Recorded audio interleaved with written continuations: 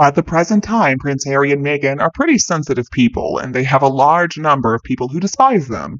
But there are very few people who really know what kind of a person Harry was before Meghan showed up in his life. And how exactly did Meghan ruin Harry's life? A reporter from East Kent has shared that he got to meet Prince Harry at a distance before Meghan Markle entered his life. Prince Harry's carefree personality won the hearts of people all around the world. The baby-faced prince visited the Duke of York Royal Military College in Dover, Kent in September of 2015, much to the delight of everybody who really knew him. There were smiles and excitement all around, and even then, Harry was kind of shy. He didn't really like the media. And then Meghan Markle entered Harry's life, and the two of them got married. Now, supposedly, Harry is not a big fan of the media, and it all traces back to his mother's tragic passing, the heartbreaking aftermath being his first taste of what life was like in the spotlight. Both Harry and Meghan have filed at least 7 lawsuits against British and American news organizations since 2019. But now, look at how much he has changed. Now Harry loves using the press to his advantage. He just uses the press to get his message out there that he hates his family and he was so hard done by. He feels like his entire life he was mistreated. Wah, wah, wah. He has a pity party for himself vocally and very frequently too. And the media is his favorite tool for whining, which is pretty pathetic for an adult man who supposedly has kids. The funny thing, too, is that Harry would certainly fade away into obscurity if the media wasn't always reporting on him. Meghan, though, is dangerous, and so is he, although perhaps not in the exact same way. Even if they split, Harry is still going to be dangerous, and that's why he should never be allowed around the Wales family. Because Harry has changed. He's not the Harry that people used to love.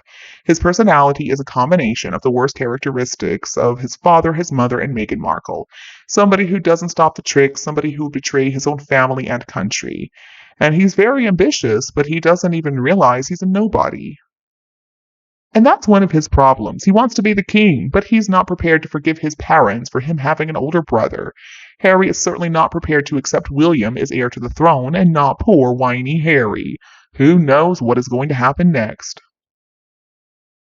So maybe apart from Meghan Markle affecting Harry's life, there are other reasons, such as the fact that Harry was mollycoddled by his mother, and he was basically mollycoddled by everybody after she passed away, and that is his problem. I'm sure Diana thought that she was helping him, but the sad thing is, it has turned him into an adult, spoiled brat. So unpleasant, and then Meghan Markle makes things a lot worse. See, I think Diana, though, mollycoddled him because she knew that he had some problems and that he was suffering from the same emotional instability that she was suffering from. Even she herself admitted that he had some problems. And the mollycoddling, I think, was because she felt guilty. But what Harry seems to forget is that his mother courted the British media for her own benefit. You know what they say, though, what you sow, you shall reap. The truth is, as far as I can see, I mean, he looks pretty arrogant to me. I think Harry is incredibly egotistical. That smile means something else altogether. I'm not fooled by it. And now Harry does everything with that miserable look on his face. Something I also believe Harry is still uncomfortable with is the fact that he had to give up using His Royal Highness when he ran away from his duties and his country.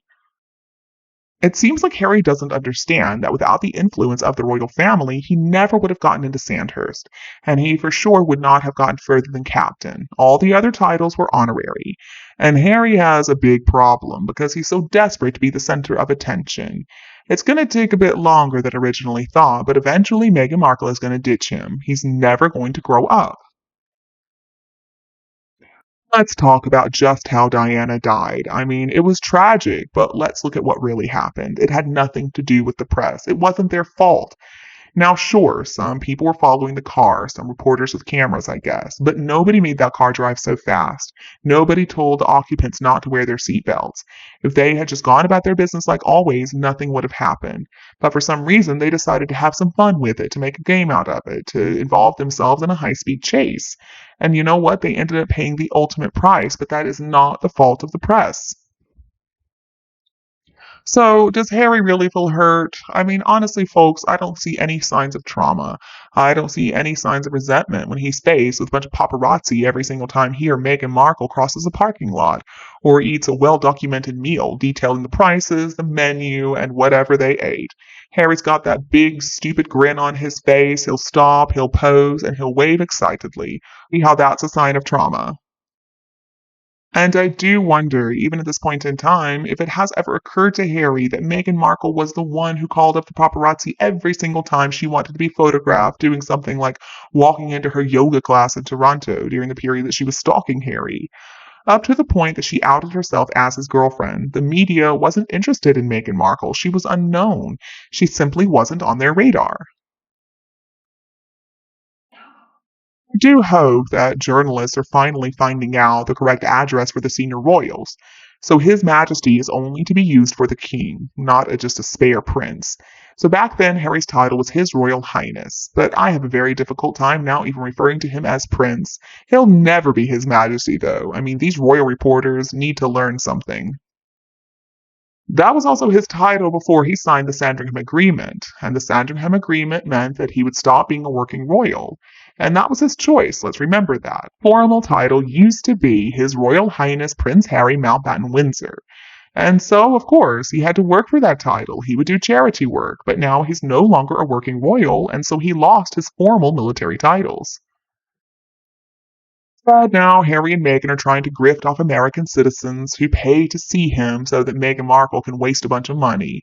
Oh, remember what they wanted, though? It was privacy. They wanted less intrusion by the press and to make their own living away from the royal family. Yeah, right. They have done nothing but attack the royals, and now Meghan Markle is getting jealous of Harry's bit of the limelight in Invictus Games. The way they acted, especially towards the late Queen, was disgusting. So sad. I mean, the late Queen was so upset by those two in her final days. She was 96 years old when those two started their abuse. It really is tragic. If Harry and that disgusting woman he married had played their cards right, they could have been so successful in the UK and really all over the world. But no, no, no. Their envy and their greed got the best of them, and they have ruined everything. You know, the real shame is, supposedly because of the death of his mother, Diana, that is where his hatred of the media comes from. So why is he so opposed to them now? Well, I suspect because when he was younger, they caught him being a naughty boy, so they were following him around, and he blames them for the loss of his other girlfriends, like Chelsea. But the fact is, Harry doesn't hate the media. He always loved seeing journalists in bars and gossiping about his brother and his father. He loved that the media liked to play his game, and they called him the most popular royal. What Harry could not stand, though, was when the press discovered things that really hurt his reputation. And now what he's trying to do is force the press to only say good things about him. That is how out of control his ego is. He loved the attention. I mean, come on. He was in his element, getting to wear a uniform, having people salute him, bow to him, refer to him as sir. He was never this carefree, call me Harry that he tried to portray himself as. Harry is always trying to remind us he is a prince of the realm, and he is so desperate to have taxpayer funded security, motorcycled outriders, and of course the commoners bowing down to him. He was so indulged and spoiled when he was a little boy, and clearly he never matured. Look, the Harry we see today is a bit different because he has been corrupted by the greedy ambition of Meghan Markle. I mean, Harry is her ever willing accomplice, and he's got the agenda as well to want the throne and also reign as the sovereign one. It's never going to happen. This new Harry, though, is toxic, and he's really not his old self. It looks like those times are behind us. So, with Harry's hatred of the media, why in the world did he choose this washed up actress to become his wife? She was a relatively unknown actress. She's never seen a camera, though, that she doesn't love. And her only claim to fame is that she stalked and she captured a not very bright prince. I think the real answer is this: Harry didn't really choose Meghan Markle, he just got caught in her trap. She's a bit like Rasputin, if you ask me, and she never should have been allowed to sneak into the royal family. So back to Diana. I mean, bless her, Diana was insecure. And this was obviously because of her really dysfunctional childhood and also the selfish behavior of her parents. And this wasn't the divorce, but the fact that both parents only considered themselves. Unfortunately, it's not unusual. When parents work together for the good of their kids, the trauma of divorce is not so harmful. Both Diana and Charles really loved their kids, but the difference is William seemed to be the one that Diana depended on emotionally during those difficult times. And I know that was hard on him, but fortunately, he married a wonderful woman when he met Catherine, and she came from such a stable, secure family.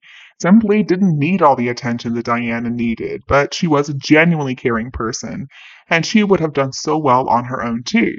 Meghan, though, needs to prove herself because she would be a nobody without Harry. She was never a good actress. Harry is never going to be able to have what William has, but still, he has got to stop blaming everybody else for his problems. He chose Meghan, and maybe he thinks he loves her, but he needs to look at how fortunate he is compared to so many people, and he needs to learn how to be comfortable with himself. Well, friends, that's the main information in today's news. How do you feel about this? Do you agree with my views and analysis? Please comment below. And don't forget to support the channel with a like, share, and subscription.